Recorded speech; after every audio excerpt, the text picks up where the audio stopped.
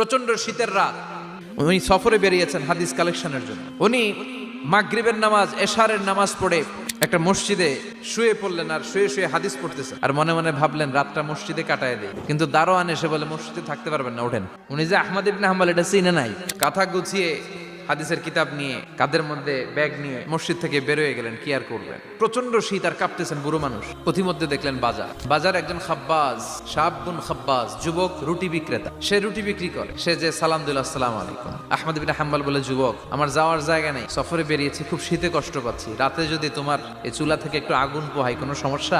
যুবক বলে, না না সমস্যা না, আহলান ওয়া সাহলান, বসে আমতে আসেন আসেন, আপনি আগুন পোহাইলে আমার সমস্যা কি? আল্লাহ শুকরিয়া করে উনি বসলেন আর আগুন পোহাচ্ছেন। আর খেয়াল করলেন যুবক রুটি বানায় আর পরে আস্তাগফিরুল্লাহ, রুটির দলা বানায় পরে আস্তাগফিরুল্লাহ, খামির বানায় আর পরে আস্তাগফিরুল্লাহ, খালি এইটাই পড়তেছে। ইমাম আহমদ ইবনে হাম্বল তো অবাক, কিরে এটা আবার কেমন যুবক, খালি আস্তাগফিরুল্লাহ। উনি প্রশ্ন করলেন, যুবক ঘটনা কি?